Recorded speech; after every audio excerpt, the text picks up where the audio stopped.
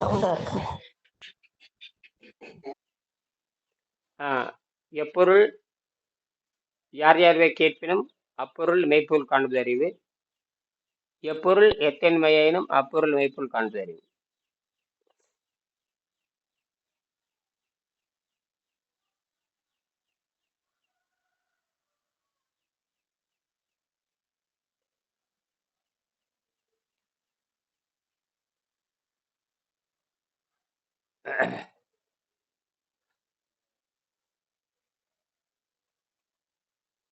ம். ஆஹ் பரமேஸ்வரி எப்படி இருக்கு இன்னைக்கு? ஐயா சொல்லுங்க ஐயா. நல்ல குரல் ரொம்ப தெளிவா இருக்கு. முன்னத்தை விட குரல் ரொம்ப நல்ல கபம் இல்லாத குரலா இருக்குது. புரியுதா? நுரையீரல் நல்லா வேலை செய்யுது உங்களுக்கு. நுரையீரல் சரி சரிங்க ஐயா. அங்க பேசும் பொழுதே நீங்க பேசும் பொழுதே என்ன கண்டுபிடிச்சிடலாம். நுரையீரல் வந்து நம்ம வலுவா ஆயிட்டு வருந்தா, நுரையீரல் வந்து ரொம்ப வலிமை ஆயிட்டு இருந்தா தான் இப்படி தைரியமா பேச முடியும். சரிங்க ஐயா. இன்னைக்கு என்ன, நேற்று என்ன பண்ணி பார்த்தீங்க? நேற்று உங்களுடைய உழைப்பு, அதாவது சராசரி உழைப்பு செய்து பார்த்துருப்பீங்க. இப்போ காலையில் நேரத்தில் எந்திரிச்சு இருப்பீங்க. எத்தனை மணிக்கு காலையில எந்திரிச்சிங்க? ஐயா. திருப்பி சொல்லுங்க. காலையில வீடு கழுவுனீங்க ஐயா. வீடே கழுவுனீங்க? வீடு எத்தனை? ஒரு ஆமாங்க. வீடு வந்து 10 ஒரு சென்ட் வீடா? எத்தனை? ஒரு சென்ட் வீடா? சென்ட் வீடு 2 சென்ட் எவ்வளோ இருக்கும்? ஒரு சென்ட் இருக்குமா? 450 சதுரடி இருக்குமா? எத்தனை அறை கழுவுனீங்க? 2 சென்ட் இருக்குங்க ஐயா. 2 சென்ட் கழுவி இருக்கிறீங்கன்னா சாதாரண விஷயம் அல்ல. நான் கழுவுனது 1 சென்ட் அளவு கழுவி இருப்பீங்க ஐயா. அப்போ 450 சதுரடி நீங்க குமிஞ்சு வேலை செஞ்சிருக்கிறீங்க. தண்ணி ஊற்றி விளக்குமாறு தென்னைமாறு இருக்குல்ல, தென்னை சீமாறு போட்டு அடித்து வெளியே தள்ளி விட்டுருப்பீங்க. முதல்ல கூட்டியிருப்பீங்க, அப்புறம் தண்ணி ஊற்றி கழுவிட்டு இருந்திருப்பீங்க. கிட்டத்தட்ட ஒரு 1/2 மணி நேரம் செஞ்சுருப்பீங்களா? 1 மணி நேரம் செஞ்சுருப்பீங்களா? ஒரு 1/2 மணி நேரம் நான் செஞ்சிருப்பேன். இதெல்லாம் இதுதான் உங்களுடைய முன்னேற்றம். இதுதான் உங்களுடைய முன்னேற்றம். சாதாரண இந்த மாதிரி இதுக்கு ருமாட்டிக் ஆர்த்தடிக்ஸின் பேர், ருமாட்டிக்கின் பேர், ஜாயிண்ட் பெயின் பேர், எல்லாமே ஒவ்வொரு இடத்துல பாதிப்புக்கான பேர் இருக்கிறது. மூட்டு வலி வந்தால் ருமாட்டிம்பாங்க. கைகள் ருமேட்டிக்கு, அப்புறம் ஆர்த்தட்டிக்கு, joint pain, L4 L5 L6 இப்படிலாம் நெக் பெயின்னு சொல்லுவாங்க. கழுத்து நெக் பெயின், நெக்கு அப்படியே பூரா கழுத்தில் போட்டு லாக் பண்ணி விட்டுருவானுங்க. இதெல்லாம் வந்து இந்த மருந்து நம்பி செய்கிற பயிற்சி முறைகள். இந்த வெளி எக்ஸசைஸ்ன்னு சொல்லுவாங்க. பார்த்தீங்கன்னா இந்த வெளி எக்ஸசைஸ் பண்ணக்கூடிய இப்போ அது ஒரு டாக்டர் இருக்கிறானுங்க. வெளி காலை கையை மட்டும் பிடிச்சி விடுறது, வெறும்னா இன்ஜெக்ஷன் கொடுக்கறது, மேக்னெட்டிக் ட்ரீட்மெண்ட் கொடுக்கறது, பிசியோதெரப்பின்னு சொல்லுவாங்க. இதெல்லாம் வேலைக்கு ஆகாது. இதெல்லாம் வேலைக்கு ஆகலங்க ஐயா. பிசியோதெரப்பி பயங்கரமாக கோடிக்கணக்கில் பணம் சம்பாரிச்சிருக்கு. எப்படி? அவனுக்கு டாக்டருங்கிறானுங்க. அவனுக்கு தன்னை டாக்டர்னு சொல்லிக்கிறாங்க. தன்னையே அப்போ அதுக்கு போராடிட்டு இருக்கிறாங்க. ஆமாம், அவங்களும் எங்களுக்கும் டாக்டர்னா ரிசர்ச்சர்னு பேர். ஆர்எப்ப. நான் வந்து ரிசர்ச்சர், நான் இண்டிபெண்ட் ரிசர்ச்சர். என்னடா யாரும் போட்டி போட முடியாது. நான் ஃபிசிக்ஸில் வருவேன், கெமிஸ்ட்ரி வருவேன், பயாலஜியில் வருவேன், மெக்கானிக்கலில் வருவேன், எந்த துறையிலையும் ஆராய்ச்சி பண்ணுவேன். பசி தாக்கத்தை கட்டுப்படுத்துவேன், மரணத்தை கேள்வி கேட்பேன், என்னோட பசியை கட்டுப்படுத்துவேன், ருசியை கட்டுப்படுத்துவேன். நான் வந்து மைண்ட் ஃபோர்ஸ் பயன்படுத்துவேன். ஃபிசிக்கல் பாடி, மென்டல் பாடி. இதை இந்த சயின்டிஸ்ட் வெங்கடேஷன் கண்டுபிடிச்சி கொடுத்தாரு. இது சித்தர்கள் கொள்கை. ஆனால் எல்லாமே பயன்படுத்துவேன் நான். அப்படி இன்டகிரேட் மெடிக்கல் சயின்ஸ். நான் வந்து உங்கள் உயிரை நான் காப்பாற்றணும். எனக்கு வந்து உங்கள் உயிரை தக்க வைக்கிறது என்ற வேலை. உங்கள் உயிர் போகக்கூடாது. உங்கள் உடல் வந்து உயிர், அதாவது வெளித்தோற்றம் என்பது வேற, ஆரோக்கிய தோற்றம் என்பது வேற. வெளித்தேற்றத்துக்கு நீங்கள் வந்து யானை கொட்டை கூட போலன்னு இருக்கணும் அப்படின்னு உங்களோட உயிர் உங்கள் உடல் விட்டு போகக்கூடாது. அதுதான் அடிப்படை. கேட்பாங்க, எப்படியாவது உயிரை மட்டும் காப்பாத்துங்க, மற்றதெல்லாம் போயிட்டு போகுது, உயிரை மட்டும் காப்பாத்துங்கன்னு சொல்லுவாங்க. இப்ப நாம என்ன உயிரை தக்க வைத்திருக்கிற போராட்டம் நம்ம பண்ணிட்டு இருக்கிறோம். புரியுதா?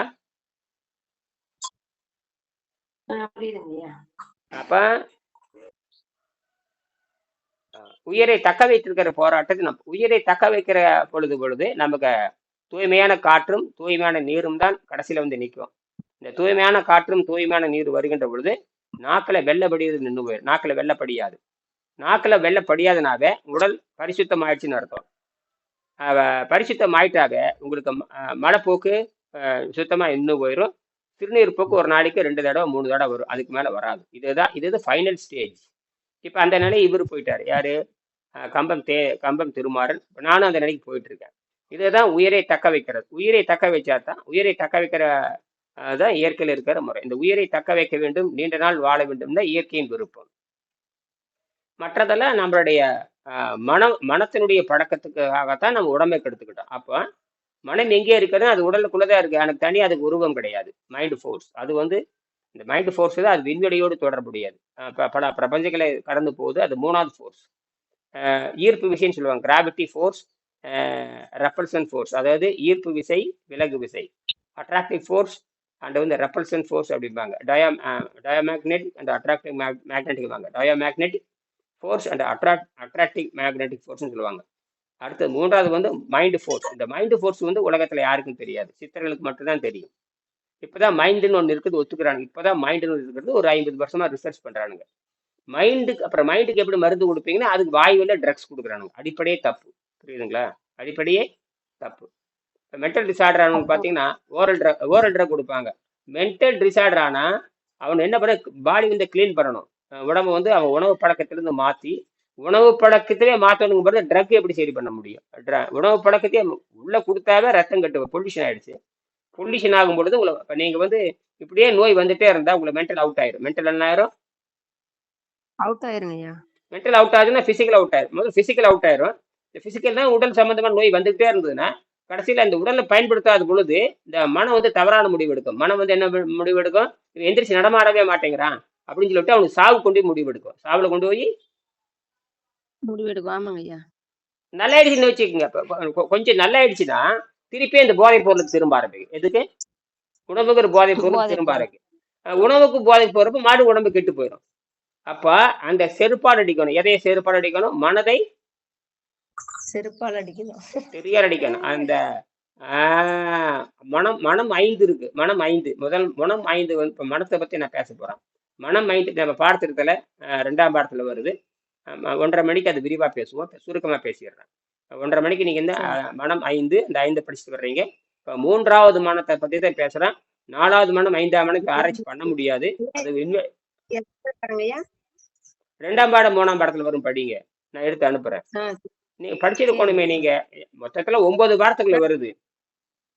படிச்சங்க. அஷ்டாங்க யோகமும் நீர் உணவு முறையும். சொல்லுங்க. அப்படி படிங்க. அதையே அஷ்டாங்க நீர் உணவு முறையும் எத்தனை பக்கம் சொல்லுங்க. பரவாயில்லையே, அறிவு வந்துருச்சே. இதுதான் 30 புக்க பார்த்தாங்க சொல்றேன். 37ஆம் பக்கம். அருமை அருமை. அப்படியே படிங்க. 37ஆம் பக்கம் இதுக்கு நானே எடுத்துட்டேன். படிங்க. படிக்கிட்டாங்க ஐயா.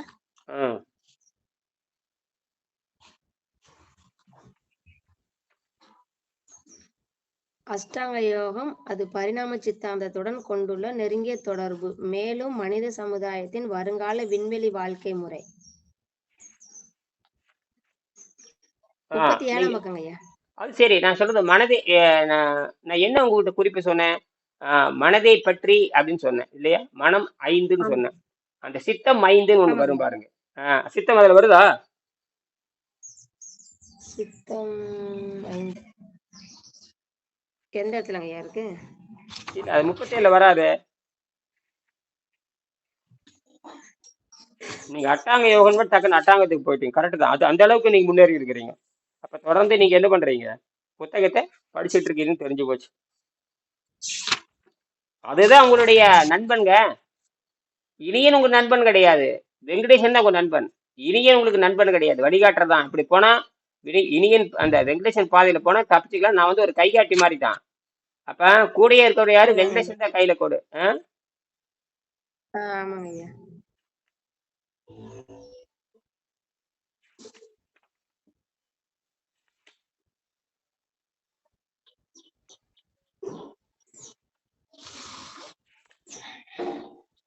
சரி, இந்த சித்தம் 5 உங்களுக்கு எடுத்து நான் தர்றேன். இதெல்லாம் இருக்கு.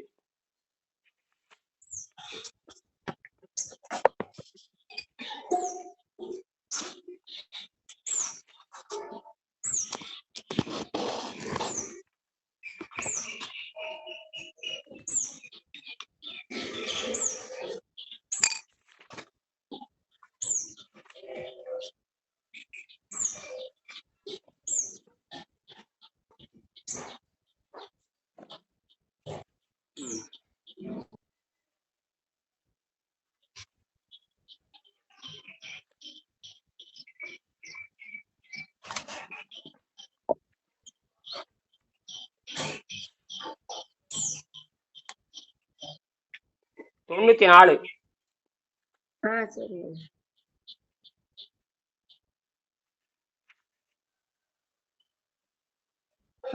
94.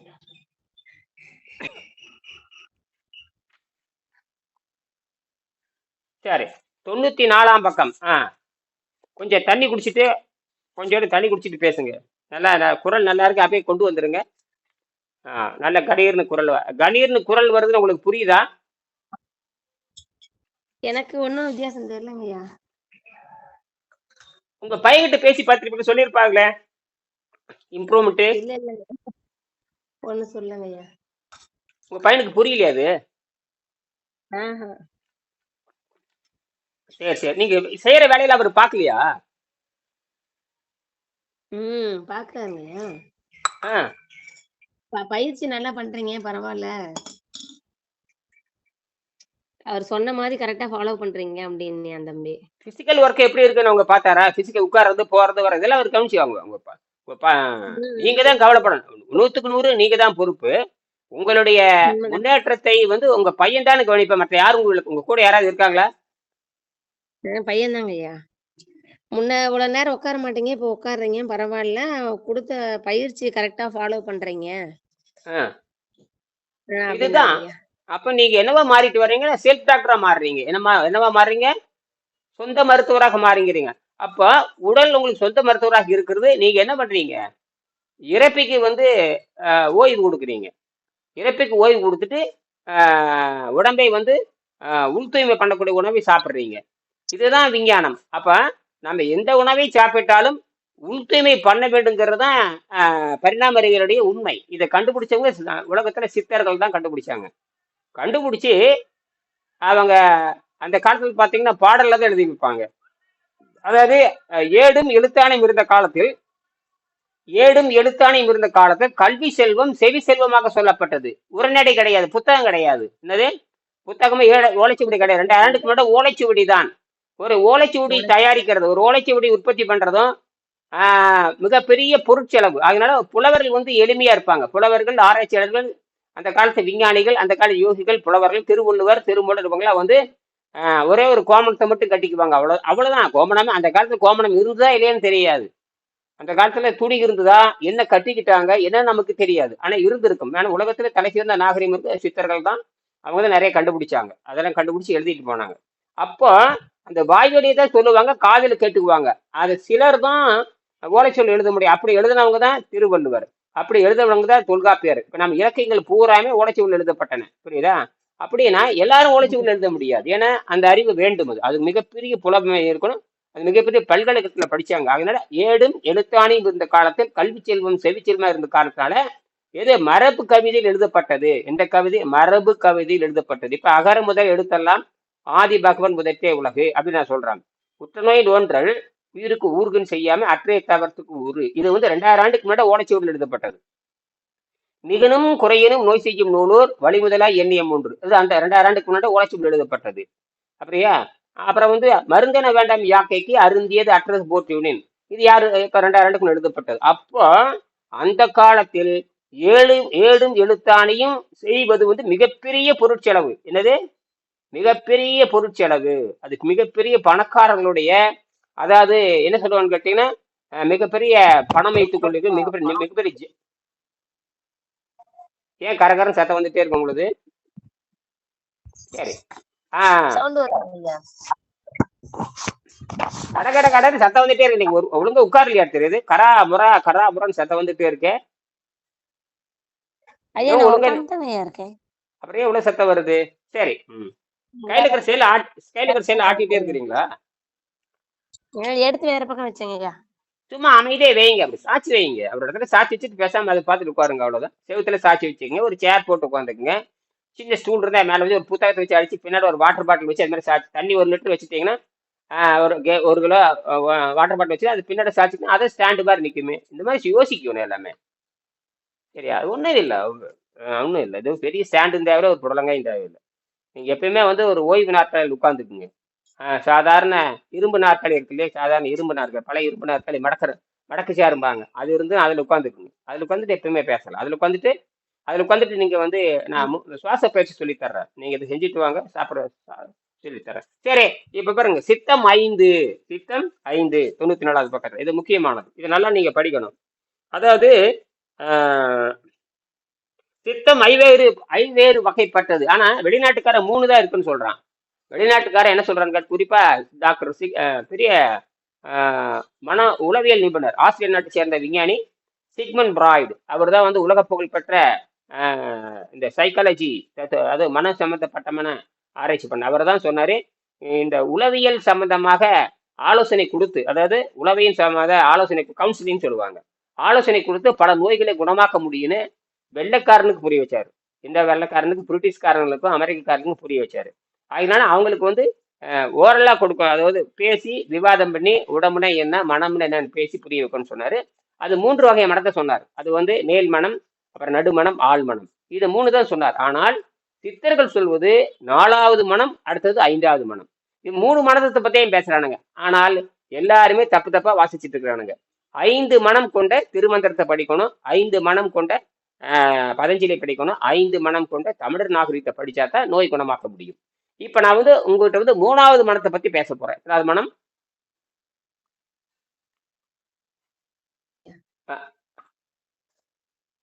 பேசுங்க, பதில் பேசுங்க ஐயா. சொல்லுங்க ஐயா, 3வது மனதை பத்தி பேச போறீங்க. அப்ப நீங்க படிங்க பார்க்கலாம். 124வது பக்கத்தில் சித்தம் ஐவகைப்பட்ட, அதாவது பதஞ்சலி யோக சூத்திரத்தில் இருக்கிறத சொல்லிட்டு அப்படியே ரெஃபர் பண்றாரு. அது நமக்கு 15 யோக சூத்திரம், விவேகானந்த ராஜயோகம் 9வது படத்தில் வருது, 93ஆம் பக்கம் பின்னாடி. விவேகானந்த ராஜயோகம் 119வது பக்கத்தில் பதஞ்சலி யோக சூத்திரம் சமாதி பாதம், சமாதி நோக்கி எப்படி போறது அப்படிங்கறத, அதாவது இயற்கையில் எப்படி கலக்கிறது. எத்தனாவது பக்கம் ஐயா? 93. 93 கீழே படிங்க, 93 கீழே. விவேகானந்தர், விவேகானந்தர் ராஜயோகம், அதை படிக்கிட்டாங்க ஐயா. படிங்க, அப்படியே படிச்சுட்டு வாங்க. அதுதான் நீங்க படிக்க வேண்டியது, படிங்க, அப்படியே படிச்சுட்டு வாங்க. சரி, படிக்கிறேங்க ஐயா. விவேகானந்தர் ராஜயோகம் 119வது பக்கத்தில் பதஞ்சலி போக சூத்திரம் சமாதிபாதம் 2வது சூத்திரத்தின் தமிழ் மொழிபெயர்ப்பு யோகம் எனப்படுவது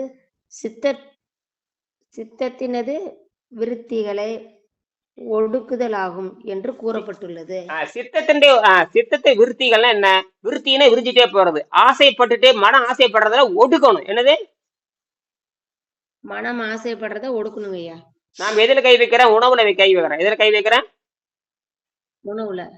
உணவுல கை வைக்கிறப்ப உங்க பூர்வ ஜென்ம பாவம் அத்தனை அத்துட்டு போயிருது. என்னது? எத்தனை ஜென்மமும் இன்னைக்கு தப்பு பண்ணியிருக்கீங்களா, அந்த தப்பெல்லாம் சரியா போயிருது. அந்த தப்பெல்லாம்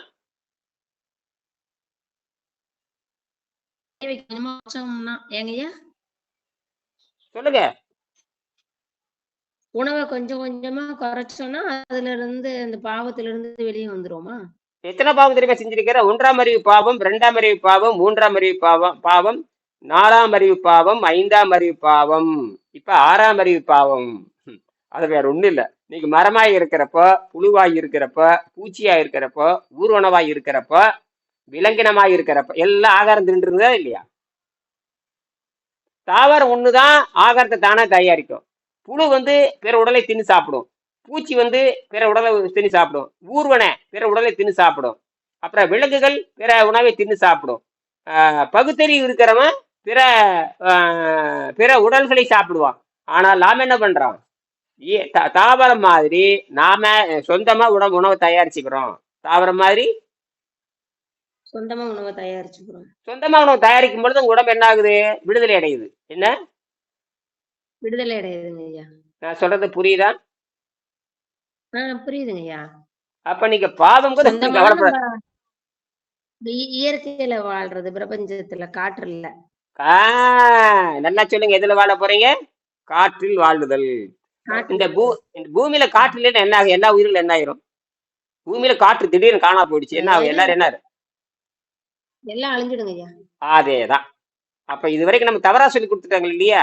உணவுங்கிற போதையை சொல்லி கொடுத்து, உணவுங்கிற போதை சாரை குடிக்காரன் நட்பு வச்சுட்டேன்னா அவன் சாரையும் குடிச்சு பழக்கி விட்டுருவான். என்னது? குடிப்பழக்கத்துக்கு பழக்கி விட்டுருவாங்க. இதுதான் கல்லூரி பசங்களை கல்லூரி பசங்க கண்டபடி குடிச்சு போட்டு பிள்ளைகளை பிள்ளைகளை வந்து வன்முறை பண்றது, பாலியல் வன்முறை பண்றது, இவெல்லாம் யாருங்கிறீங்க? இந்த மாதிரி அடுத்தவனை பார்த்து இவன் பழக்கி விட்டு அவனை கெடுத்து குட்டிச்சு விடாக்குறதான். இதேதான் உணவு பழக்கம் உங்க தலையில் கொட்டப்பட்டது. அது உங்க அம்மா அப்பா பார்த்து கத்துக்கிட்டீங்க. எதை பார்த்து கத்துக்கிட்டீங்க? முன்னோர்களை பார்த்து. உங்க அப்பா அம்மா பார்த்து கத்துக்கிட்டீங்க. அவங்க தாத்தா மாதிரி பாட்டி பார்த்து பார்த்து கத்துக்கிட்டீங்க. கத்துக்கிட்டு நம்ம என்னாச்சும் உடம்பு கெடுத்துட்டு கடைசியில எங்க வந்து நிக்கிறீங்க? இனியே என்னை காப்பாத்துன்னு சொல்றீங்க. நான் காப்பாற்ற மாட்டேன், அது தானாவே காப்பாத்திக்கும். உணவு பழக்கத்தை விடுங்க. அது ஒரு எத்தனை வருஷம்னு கேட்டா 50 வருஷம். 50 வருஷமா ஒன்றும் பிரச்சனை இல்லை, 6 மாசத்துல குணமாயிரும். 50 வருஷமா பண்ண தப்ப 6 மாசத்துல குணமாக்குற உலகத்துல ஒரே மருத்துவம் இதுதான். நீங்க வந்து இப்ப வந்து 12 13 நாள் ஆயிப்போச்சு. இன்னைக்கு 14 நாள் 15 நாள் ஆயிப்போச்சு. 6ஆம் தேதி என்னமோ வந்து எப்ப தேதி 6ஆம் தேதி வந்தீங்களா? ஆமா, 6ஆம் தேதி ஆமாங்க வந்தீங்க. ஐயா. 6ஆம் தேதி வந்தீங்க எங்கிட்ட இருக்கு. 6ஆம் தேதி 6ல இருந்து 4 இப்ப கிட்டத்தட்ட இன்னைக்கு 9 நாள் ஆச்சு. 11 நாள் ஆகுது. இன்னையோட 13 நாள் ஆகுதா? 11 நாளுங்க ஐயா. அதான் 11 நாள். 11 நாள்ல எவ்வளவு 11 நாள். இம்ப்ரூவ்மெண்ட்? 11. அதான் 6ஆம் தேதி வந்தீங்க, இந்த சரியா போச்சு. 11 நாள் ஆச்சு. ம். சரி. 9 நாள், 9 அந்த அல்லது 10 நாள் அது இருந்துட்டு. சாப்பிட்ட அன்னைக்கும் அந்த உடம்பு அந்த அந்த இதுலதான் ஐயா இருந்தது. இன்னைக்கும் அப்படிதான் இருக்கு. ஒண்ணும் சோர்வெல்லாம் இல்ல. ம். அது வராது. அது அப்படியே படிப்படியா படிப்படியா குறைஞ்சிட்டு போயிட்டு. லூசுத்தனமா இவ்வளவு நாளா குப்பைய வயித்துக்குள்ள கொட்டிக்கிட்டே இருந்திருக்கிறேன். நீங்க மட்டுமா பண்றீங்க? 800 கோடி மக்களும் பண்றாங்க. எங்க வீட்டுக்காரையும் பண்ணிட்டு தான் இருக்கிறார். அதெல்லாம் அதுவும் பண்ண முடியாது. அவங்களுக்கு மரணடி வர்றப்பதான் புரிஞ்சுக்குவாங்க. எல்லாத்துக்கும் மரணடி உழுகும். எல்லாத்துக்கும் சாகுன்ற நிலைக்கு வரணும். உங்களை மாதிரி பிடிச்ச மரணடி. பாட்டு மரணடி உழுகணுங்க. அப்ப மரணடி உழுகிறப்பதான் என் பொண்டாட்டி சொன்னபடி கேட்பா. மரணடி உழுகிறப்பதான் என் பிள்ளைகளை என் பொண்ணுங்க தப்பிச்சுக்குவாங்க. அவங்களுக்கு என் பிள்ளைகள் அல்லவா என்னை பார்த்து தெரிஞ்சிருக்க கையில உங்க கையில வந்து மருத்துவத்தை கொடுத்தாச்சு, வெங்கடேசனுடைய அறிவை கொடுத்தாச்சு இல்லையா, அவங்க தப்பிச்சுக்குவாங்க. அவங்க அவ்வளவுதாங்க ஐயா. ஆமாம்மா, அவங்க 2 வீட்டுக்காரி தப்பிக்க முடியாது. அவளுக்கு இதை படிக்கவே தெரியாது. அவளுக்கு இவளுக்கு இதுக்கு வந்து ஆமா, அவங்க அது அவங்களுக்கு தண்டனை உண்டு, கடுமையான தண்டனை உண்டு, கடுமையான. தண்டனை வந்து ம். உங்களுக்கு தண்டனை வர மாதிரி தான் அவங்களுக்கு தண்டனை வரும். என்னங்க நீங்க வேற அது வேறயா? இயற்கையில ஒண்ணு தானே எல்லாருமே. ஆமா. சாப்பிடுற எல்லாத்துக்குமே தண்டனை உண்டுங்க ஐயா. அதைத்தான் சொல்றேன். அதைத்தான் சொல்லிப்பேன். நான் தனிப்பட்ட முறை நான் தனிப்பட்ட முறையில வந்து பேசுறதுனால படிச்சிருமா? நெருப்புன்னு சொன்னா சுட்டுருமான்னா அது சுடாது. ஆனால் உணவு பழக்கம் இது வேற ஒண்ணும் இல்ல. உடம்பே அகத்தூய்மை செய்யணும். அகத்தூய்மை செஞ்சா தப்பிச்சிருவாங்க. 10 நாள்ல தப்பிச்சிருவாங்க. 10 நாள்ல. தப்பிச்சிடலாம். ஆமா, 10 நாள் ஆச்சுல உங்களுக்கு வந்து இப்ப 50% குணமாயிடுச்சுல்ல. இது கிடுக்கிட்டு தலையில மூட்டை வச்சுட்டு இன்னைக்கு ஒண்ணும் இல்ல. இடுப்புல குடத்தை வச்சு 1 கிலோமீட்டர் நடந்து போனா முடிஞ்சு போச்சு. இடுப்புல குடத்தை வச்சுட்டு தண்ணி குடத்தை. 1 கிலோமீட்டர். ஆமா, அதெல்லாம் போலாமே. அதெல்லாம் பாருங்க. 100 நாள்ல நடந்துரும். 100 நாள்ல நடந்துரும். இப்ப பக்கெட் தூக்கி பாருங்க, கை வலிக்காத பக்கெட். இப்ப அந்த வீடு கழுவுறப்போ குடத்தை தண்ணி கீழே சாப்பிப்பீங்க, வாளியில தண்ணி சாப்பிப்பீங்க. வாளியில தண்ணி தூக்கிட்டு வராம எப்படி ஊத்துவீங்க? வாளியில மெத்திட்டு தான் வருவீங்க. குடத்துல மெத்திட்டு வந்து வீடு கழுவி இருப்பீங்க. அந்த வாளினுடைய அந்த வாளி எத்தனை லிட்டர் பிடிக்கும்? 5 லிட்டர் தண்ணி அதை தூக்கிட்டு வந்திருப்பீங்க இல்லையா? ஆமாங்க ஐயா. இல்ல குழாய் போட்டு பிடிச்சிங்க? பரவாயில்லைங்க ஐயா. முன்ன இருந்ததுக்கு இப்ப கொஞ்சம் பரவாயில்லைங்க ஐயா. இல்ல குழாய் மாதிரி படிச்சீங்களா? இல்ல வாளியில எடுத்துட்டு வந்து வீடு கழுவுனீங்களா? எப்படி இருந்தாலும் வாளியில தண்ணி எடுத்துட்டு வந்திருப்பீங்க இல்லையா? வாளி இல்லாம செய்ய முடியாது இல்லையா? இல்லைங்க ஐயா, ஓஸ் போட்டு தான் கழுவி விட்டோம் பக்கெட்ல பிடிச்சி வச்சு. ஆனா குனிஞ்சு துணி அலச முடியாதுங்க ஐயா. நேரத்துல துணி அலசணும்ல, கொஞ்சம் பரவாயில்ல. அப்ப அந்த வாளியை தூக்கி வச்சு பாருங்க. இந்த வாளியே சரிங்க ஐயா. வாளி பிடிச்சி இழுங்க, தூக்கி வைங்க. வாளி பிடிச்சி இழுங்க, ஒன்றும் ஆகாது. ஏன்னா உங்களுக்கு எலும்பு உடஞ்சு போகலையே. எலும்பு உடஞ்சு போயிருந்தா கூட சொல்லலாம். கை கால் உடஞ்சு போய் விபத்துல அடிபட்டு கீழே கிடக்குறீங்க. கால் வந்து அடிச்சு சக்கரை ஏறிட்டு போயிடுச்சு, எலும்புலாம் நுணுங்கி இருக்குது, ஆடாம அசையம். அது வந்து அதே 6 மாசத்துல குணமாயிடும். அதாவது நொறுங்கிய எலும்பே உள்ள வளர்ந்து குணமாறும். அதுதான் ஆடாம வச்சிருக்கணும். உங்களுக்கு எலும்பும் உடையல, ஒன்னும் உடையல. என்னது? எலும்பெல்லாம் ஒண்ணும் உடையலைங்க ஐயா. புரிஞ்சுக்குங்க. அப்ப உங்களுக்கு எலும்பு உள்ள இருக்கிற அந்த வலுவழுப்பு இல்லாதனால உள்ள வந்து சளியும் நச்சுத்தன்மையும் அதிகமா இருந்து அது உட்கார்ந்து இருக்குது அந்த இடத்துல. அங்க போய் உட்கார்ந்துட்டு அசை விடாம பண்ணிடுது. இப்போ அந்த வலுவழுப்பு எண்ணெய் போடுவது போல தண்ணீர் எண்ணெய் போடுவது போல பயன்படுகிறது. தண்ணீர் கழிவை ஏற்ற பயன்படுகிறது. இப்போ அந்த இடத்துல அந்த L4 L5 5 6 இருக்கிற இடத்துல அந்த கழிவு வெளியேற்றுறது, தண்ணீர் போய் லூப்ரிகேட்டிங் கொடுக்குது. அப்ப வலுவழுப்பு ஆயிடுது. இன்னும் போக போக சுத்தமா ஆயிரும். சரிங்க ஐயா. நீங்க குதிச்சு பார்க்கலாம். இந்த கயிறு தாண்டுற குதிக்கிற மத்தியில அந்த கயிறு தாண்டுற கயிறு வச்சு குதிப்போம் இல்லையா? அந்த கயிறு தாண்டுற விளையாட்டு நீங்க பண்ணி பார்க்கலாம். கயிறு தாண்டுற விளையாட்டு பண்ணி கயிறு பார்க்குறேங்க ஐயா. கயிறு வச்சு குதிப்பாங்களே ஆண்கள் பெண்கள் எங்காவது ஒண்டி அடிச்சு குதிச்சுட்டே இருப்பான். நான்லாம் குதிச்சுட்டே இருப்பான். ஒரு ஒரு ஒரு நிமிஷத்துக்கு 80 தடவை ஜம்ப் பண்ணுவேன். ஒரு நிமிஷத்துக்கு 80 தடவை. ஒரு வினாடிக்கு 2 தடவை குதிப்பேனுங்க. ஒரு வினாடிக்கு. நீங்களா ஐயா? ஆமா. சரி சரிங்க ஐயா. அது என்ன ஐயா அப்படி? நீங்க 25 வருஷமா ஓடாம இருக்கீங்க. அதுதான் அதுதான் அது அது அது அதை நோக்கி தான் நீங்க நகர்றீங்க. உங்க பாடி வந்து எல்லா ஃபிட்னஸ் வரும். எல்லா தகுதியும் இந்த உடம்பு காய சம்பத்தா மாறும். காயம்னா என்ன தெரியுமா? காயம்னா உடம்பு, சம்பத்துனா செல்வம். என்னது? சம்பத்துனா செல்வம். சம்பத்துனா சொல்லுங்க. காய சம்பத்துனா உடல் செல்வம். நீங்க உணவு பழக்கத்தை விட்டுருக்கிறீங்க.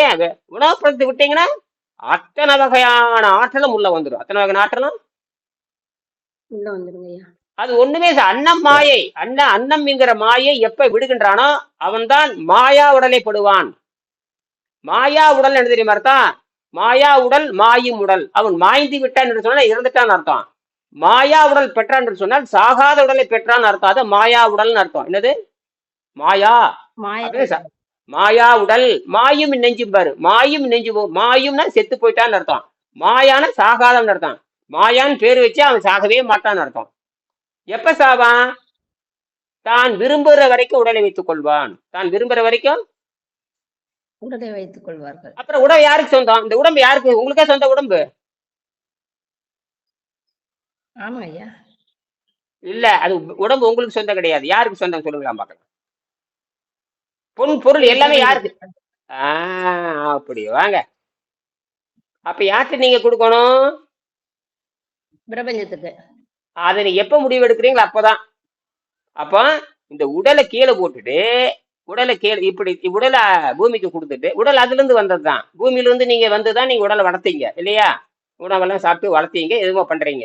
அதுக்கப்புறம் அந்த உணவு அதிகமா போய் இயற்கை உணராம உயிர் வந்து ஒழுங்கா போறது விட்டு போட்டு உயிர் வந்து தற்கொலையில போய் சாகிற மாதிரி போயிடுறீங்க. இன்னைக்கு எல்லாரும் தற்கொலையில போய் தான் போயிட்டு இருக்கிறேன். ஜெயலலிதா உட்பட தற்கொலை தான் பண்ணியிருக்காங்க உணவு தின்னு.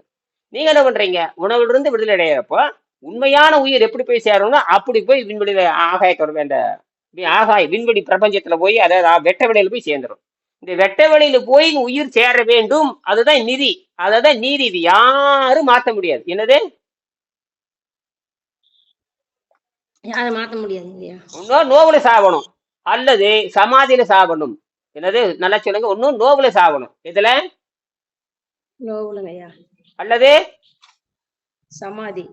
இந்த ரெண்டுல நீங்க தான் முடிவு பண்ணணும். ரெண்ட எது அப்படின்னு பாத்துக்கணும். எல்லா பெண் சித்தர்களுமே நூற்றுக்கணக்கான பெண் சித்தர் இருந்திருக்கிறாங்க. நூற்றுக்கணக்கான ஆண் சித்தர் இருக்கிறாங்க. இதெல்லாம் இந்தியாவில தமிழ்நாட்டுல தான் சாத்தியம். வேற எங்கேயும் சாத்தியம் இல்லை. இந்தியாவில தமிழ்நாட்டுலதான் சாத்தியம். தமிழ்நாட்டுல தான் எல்லாம் இருந்தாங்க. காரைக்கால் அம்மையார் யாரு? பவனதி. நிறைய சொல்லிட்டே பவந்தி முனிவர், காரைக்கால் அம்மையார், நிறைய சொல்லிட்டே போலாம். பெண்பார் புலவர்கள் உலகத்திலே வந்து அதிக பெண்பார் புலவர் உடையவங்க இந்தியா தான். இந்தியாவில் இருக்கிற புறநானூற்றில் தான் 41 பெண்பால் புலவர்கள். சாதாரணமான இல்லை. காக்கை பாடினர். எத்தனை அறநானூற்றில் எத்தனை பாடல் இருக்குது. புறநாட்டு அவையார் யாருங்க? சாதாரண அவையாரில் மட்டும் 7-8 அவை இருந்திருக்கிறாங்க. அவங்க பாடலாம் பார்த்தீங்கன்னா அவ்வளோ சிறப்பா இருக்கும். எல்லாம் அந்த பசி தாக்கத்தை கட்டுப்படுத்துகின்றவங்க தான். அவங்க பசி நோய் அற்றவர்கள். பிறருக்காக தான் சாப்பிடுவாங்களே தவிர தனக்காக சாப்பிட மாட்டாங்க. பிறர் கொடுப்பதை மரியாதை கொடுக்க என்பதற்காக எடுத்து வாயில போட்டு வாழ்த்துக்கள் சொல்லிட்டு போயிடுவாங்க. அவங்க தங்கிட்டு இருக்கிற பொருளை கொடுத்து வாழ்க்கன்னு சொல்லிட்டு போனா அந்த அவங்க வந்து அதன்படி அவங்க சொல்றபடி கேட்டாங்கன்னா நோய் நல்லாயிரும். அவங்க செல்வம் பெருகிட்டே போகும். கடைசியில அவங்க என்ன பண்ணுவாங்கன்னா அந்த செல்வத்தை மக்களுக்கு கொடுத்து போயிடுவாங்க. இப்ப யாருமே எடுத்துட்டு போக முடியாது. யாரும் எவனும் எடுத்துட்டு போக முடியாது எதையும். சரியா? அப்ப அந்த பண்டமாற்று முறையை தான் நான் பேசுறேன். சரி, எங்க சொல்லி நான் நிறைவு செய்யறேன்.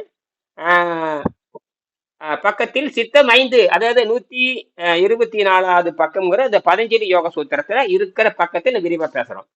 இப்ப சிதறுண்ட நிலை. இப்பதான் முதல் மனம். இப்ப நீங்க பணம் சம்பாதிக்கிறது சிதறுண்ட நிலை. அது தொழில் செய்யும் வடிவத்தை அடிப்படையாக கொண்டது. இதன் இயற்கை இன்பமும் துன்பமும். இதுவே மனிதன் பிறவி நிலை. அது பாத்தீங்கன்னா இன்பம் துன்பம் மாறி மாறி வந்துட்டு இருக்கு. சம்பாரிச்சா ஒரு மாதிரி இருக்கும், சம்பாதிக்கலாம் ஒரு மாதிரி இருக்கும். புரியுதா? அது இன்ப துன்பம். தின்னா நல்லா இருக்கும், திங்களா வருத்த போனோம். இது இன்ப துன்பம். பிறவி நிலை தொழில் செய்யும் வடிவம். ஏதாவது ஒரு தொழில் செஞ்சுட்டு இருக்கோம், கேவலமான தொழில் செஞ்சுட்டு இருக்கோம். வயிற்றுக்காக தான் தொழில் செய்யும். எதுக்காக? வயிற்றுக்காக, வயிற்றுக்கு பிச்சை எடுக்கிறதுக்காக, வயிற்றுக்கு போற எதுக்கு சாப்பிட்றதுக்கு தான் சம்பாதிக்கிறேனுங்கிறது ஒரு தவறான கொள்கை இருக்குது. தவறான சாப்பிட்றது எதுக்கு, சம்பாதிக்கிறது எதுக்கு, சாப்பிட்றதுக்கு தான். சாப்பிட்றது எதுக்கு, சம்பாதிக்கிறதுக்கு தான்.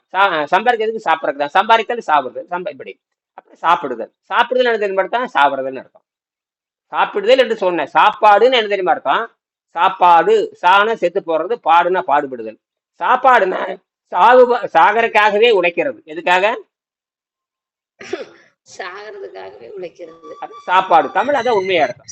சாப்பாடுன்னா சாகரத்துக்காகவே பாடுபடுதல். அது பேர் சாப்பாடு. எவன் சாப்பாடு சாப்பிடணும் அவன் சாகுவான்னு அர்த்தம். சாப்பாடு எப்ப சாப்பிடுவோம்னா என்னைக்கா ஒரு நாளைக்கு சாப்பிடுறேன். என்னைக்கா ஒரு நாளைக்கு சாப்பிடறவன் சாக மாட்டான். என்னைக்கா ஒரு நாளைக்கு சாப்பிடுறவன் செத்துருவான். என்னைக்கா ஒரு நாளைக்கு என்னைக்காவது ஒரு நாளைக்கு சாக சாப்பிடுறவன் மாட்டாங்க. சாக மாட்டான். டெய்லி சாப்பிடுறவங்க செத்துருவாங்க. அதுக்குதான் ஒருவேளை இன்பான் யோகின்னு எழுதி வச்சான். தெளிவா எழுதினான். ஒருவேளை இன்பான் யோகினா என்னைக்காவது ஒரு நாளைக்கு சாப்பிடுறவன் யோகி. இப்ப புரியுதா? ஒருவேளை இன்பான் யோகி, இருவேளை இன்பான் அதாவது ஒருவேளை இன்பான் யோகியே, இருபது இன்பான் ரோகியே, மூவேளை இன்பான் இருவேளை இன்பான் போகியே, மூவேளை இன்பான் ரோகியே, நாவேளை இன்பான் உடல் விட்டு போகிய என்று புகழ் அப்படின்னு நீதி வெண்பாவில் 9வது பாடல வருது. நீதி வெண்பாவில் 9வது பாடல வருது. ஒருவேளை யோகி உன்தடுக்கிய மாதே, இருபோது போகியே, மூபோது ரோகியே, நாப்போது உடல் விட்டு போகிய என்று புகழ்னு அந்த பாடல் வரும். நீதி வெண்பாவில் 9வது பாடல். நீதி வெண்பா 9வது பாடல். நீதி வெண்பா 9வது பாடல்ல ஒருவேளை யோகி, இருவேளை போகி, மூவேளை ரோகி, நாவேளை உடல் விட்டு போகி, 4 வேளை திங்கிறவன் போனான்னு அர்த்தம். சரி, அதனாலதான் ஒரு வேளைன்னு என்ன தெரியுமா? யாருக்குமே தெரியாது. இப்ப நான் இனியன் எப்படி சாப்பிடுவாரு? அவர் ஒரு வேளை சாப்பிடுவாருங்க. ஒரு வேளைனா இந்த குறிப்பிட்ட நேரம் ஏதாவது இருக்கா? இல்ல. இல்லைங்க. சரி, இப்படி நான் கேக்குறேன். ஆசிரியர் வருவாரா? ஒரு வேளை வந்தாலும் வருவாருங்க, வராட்டியும் இல்லைங்க. அப்படின்னா உறுதியா சொல்ல முடியாதுன்னு அர்த்தம். என்னது? ஆசிரியர் இன்னைக்கு வருவாரா? இன்னைக்கு ஆசிரியர் வந்தாலும் வருவாருங்க, வராட்டி இல்லைங்க. அப்ப என்ன பொருள் எடுக்கிறங்க? அப்ப தெரியாதுன்னு அர்த்தம். என்னது? அப்ப ஒரு வேளை சாப்பிடுவேன்னாவே சரி. இப்ப எங்க வேலைக்காரன் இன்னைக்கு வருவானா? தோட்டத்து வேலைக்காரன் ஒரு வேளை வந்தாலும் வருவானுங்க. ஒரு வேளை வந்தாலும் வருவான். வேலைக்காரன் வரலையாப்பா? இன்னைக்கு ஒரு வேளை வந்தாலும் வருவானுங்க. அப்ப ஒரு வேளை வந்தாலும் வருவானு என்ன அர்த்தம்? தெரியாதுன்னு அர்த்தம். என்னது? தெரியாதுன்னு அர்த்தம். எப்ப வருவானுன்னு தெரியாது. எப்ப வருவானு தெரியாது. அப்ப ஒருவேளை உண்பான்னா என்ன அர்த்தம்? தெரியாதுன்னு அர்த்தம். ஒருவேளை உண்பான்னா தெரியாது. எப்ப உண்பான்? அதுவும் தெரியாது. என்னைக்காவது உண்பானா? அப்படி கூட இருக்கலாம். எப்ப வருவான்? ஏதோ ஒரு நாளைக்கு வரலாம். அப்ப வரலாமா? ஏதோ ஒரு நாளைக்கு வருவான், வராமலும் போகலாம். அப்படின்னா இதுக்கு பேர் அன்ஸ்டேபிலிட்டி, நிச்சயமற்ற தன்மைன்னு பேரு. அந்த ஒரு வேளை வந்தானா அந்த வேலையை செஞ்சுட்டு போயிடுவான். அப்ப இதுதான் இந்த ஒருவேளை இன்பான் யோகின்னு எப்பாவது ஒரு நாளைக்கு சாப்பிடுவான், அவ்வளவுதான் அர்த்தம். அதை சாப்பிடாம கூட இருப்பான். இப்படித்தான் தமிழ் ஆழமா ஆராய்ச்சி. ஏன்னா தமிழ் ஒவ்வொரு மனிதனையும் மேலே கொண்டு செல்ல வேண்டும். உயல் உண்மைன்னு பேரு. உயல் உண்மை, உயர்ந்து செல்கின்ற உயல் உண்மைன்னு பேரு. உயல்னா உயர்ந்து போறன்னு பேர். உயல் உண்மை. காமத்து பால்ல திருவள்ளுவர் எழுதுவார். கயல் உண்கண் மீன் மாதிரி கண்ணை உடைய பெண்ணே அப்படின்னு வர்ணித்து ஒரு பாடல் வரும். கனவு நிலை உரைத்தல்னு ஒரு பாடல் வரும். அதுல உயல் உண்மைன்னு வரும். உயல் உண்மைனா உயர்ந்து போகின்ற உண்மையின் பேர். இப்ப நீங்க உயல் உண்மையாக, உயல்னா மேலே போறது, உயர்ந்து உயர்த்து அப்படின்னு அர்த்தம். இப்போ உயல் உண்மைனா நீங்கள் உயர்ந்து கொண்டு போகின்ற உண்மையை புரிஞ்சுக்கிட்டீங்க. அப்ப எதிலிருந்து விடுதலை அடைஞ்சிட்டு இருக்கிறீங்க? இதுல இருந்து சாப்பாடுங்கிற அந்த இதுல இருந்து மாறி உயல் உண்மை. இப்ப உயல் உண்மைனா உயர்ந்து போகின்ற உண்மைக்கு வந்துகிட்டு இருக்கிறீங்க. இதுவரைக்கும் என்ன பண்ணிட்டு இருக்கிறீங்க? அந்த தவறான உணவு பழக்கத்தில் இருந்து விடுதலை பெற்று அதுல சிக்கிட்டீங்க. நீங்க அதுல என்ன பண்ணிட்டீங்க? அந்த காமத்தில் சிக்கிட்டீங்க. உணவு சாப்பிடுறது காமம் தான். காமம்னா விருப்பம் அர்த்தம். காமம்னா என்ன? விருப்பம். அன்புனா விருப்பம். காமம்னா ஒவ்வொன்றுக்கும் சின்ன சின்ன வேறுபாடு இருக்கு. காதல்னா விருப்பம், அன்புனா விருப்பம், காமம்னா விருப்பம், ஆசைனா விருப்பம். அதாவது ஒவ்வொரு சின்ன சின்ன வடிவங்கள், சின்ன சின்ன இடத்துல அது மாறிட்டே போகும். புரியுது? அதே மாதிரி உணவின் மேல காமம், பழத்தின் மேல் காமம், பணத்தின் மேல் காமம், ஆணின் மேல் காமம், பெண்ணின் மேல் காமம், ஒரு உணவை சாப்பிடுறது காமம். இதெல்லாம் காமம் தான். இதுக்கு பேரு. இந்த காமத்தின் வடிவம் வியாபாரம் மாதிரி போயிட்டு இருக்கு. அப்ப உங்களுக்கும் உப்பு சுவை அறுசுவையில காமம், இது எல்லாத்துக்கும் பொதுவானதா இருக்கு. அதுல இருந்து எப்படி? அதனால அன்னமாயை அப்படின்னா அன்னமாயை 5 மாயை இருக்கு. அன்னமாய கோஷம் பாருங்க, அன்னமாய கோஷம், பிராணமாய கோஷம், மனோமாய கோஷம், விஞ்ஞானமாய கோஷம், 5 கோஷங்கள் இருக்கிறது. அன்னம் மாயைன்னு எழுதி வச்சிருக்கிறான். அன்னம் போலி. என்னது? அன்னம் போலி. போலின்னு எழுதி வச்சிருக்கான். அப்ப 5 மாயை. முதல் மாயை நீங்க உடைச்சிட்டீங்கன்னா, இப்ப அன்னமாயத்தை நீங்க வந்துட்டீங்க. அன்னமாயத்தை உடைச்சிட்டீங்கன்னா அப்புறம் மனோமாயத்துக்கும் அன்னமாயம், மனோமாயம், விஞ்ஞானமாயம் இப்படி 5 மாயம் இருக்குது. இதுல தமிழ்ல இருக்கு. அப்ப 5 வகையான மாயங்கள் அப்படின்பா. இப்ப நான் அதுக்கு நேரம் வந்துடுறேன். அப்ப சிதறின்ற நிலை, தொழில் செய்யும் வடிவம், இதன் இயற்கை, இன்ப துன்பம், இதுவே மனிதனுடைய பிறவி நிலை. பிறக்கும் போது எந்த நிலை? இந்த நிலையில தான் இருப்பீங்க. பணம் சம்பாதிக்கிறது, ஓடுறது, ஒரு நாளைக்கு இன்பமா இருப்பீங்க, ஒரு நாளைக்கு துன்பமா இருக்க, பேய் மாதிரி நாய் மாதிரி அடைவீங்க. இதுதான் இயற்கை. இதுதான் அடிப்படை இயற்கை. இதான் வந்து அடிப்படை இயற்கை. இதுதான் யாரா இருந்தாலும் பணத்துக்கு பொருள் சரி ஓடிட்டு போகணும். ஒரு நாளைக்கு இன்பமா இருப்பான், ஒரு நாளைக்கு துன்பமா இருக்கு. இதுதான் பிறவி நிலை, கேவலமான நிலை. பணம் சம்பாதிக்கிற நிலை, பொருளிட்ட நிலை, கேவலமான நிலை. இது இன்பம் துன்பம் மாறி மாறி வந்துகிட்டே இருக்கு. இன்ப துன்பம் ஒழுங்கே இருக்காது, சித்தருந்து போய் கிடக்கும். ஒரு நெல்லிக்காய் மூட்டை அவுத்துட்டா டொயின்னு ஓடிடுது பாருங்க. இந்த எலுமிச்சங்காய் மூட்டை அவுத்துட்டா டொயின்னு ஓடிடுது பாருங்க. நெல்லு மூட்டை சாச்சோம்னா டொயின்னு பறந்துருது பாருங்க. அந்த மாதிரி பரவி கிடக்கும், ஒழுக்கமற்றது. ஆனா இதுதான் அடிப்படை. இந்த அடிப்படையை தான் நீங்க புரிஞ்சுக்கணும். அதுக்கப்புறம் நீங்க வர்றீங்க 2ஆம் நிலை, இருண்ட நிலை. இது மந்தமான தீய செயலை மட்டும் நாடும். இது பிசாசுகளின் இயற்கை நிலை. பிசாசுன தீய மனதனுடைய இயற்கை நிலை. முதல்ல பொருள் தேடி நாசமா போறது ஒரு இயற்கை நிலை. 2வது தீய செயலை செஞ்சுட்டே கொள்ளையிடுவாங்க. மந்திரிகள் திருடுறான் பாருங்க, பொய் சொல்லி ஆட்சிக்கு வர்றான் பாருங்க. பொய் சொல்லி ஆட்சிக்கு வர்றது, செத்து போனவனுக்கு பணம் கொடுக்கறது, இதெல்லாம் அந்த பிசாசு செய்யற வேலை.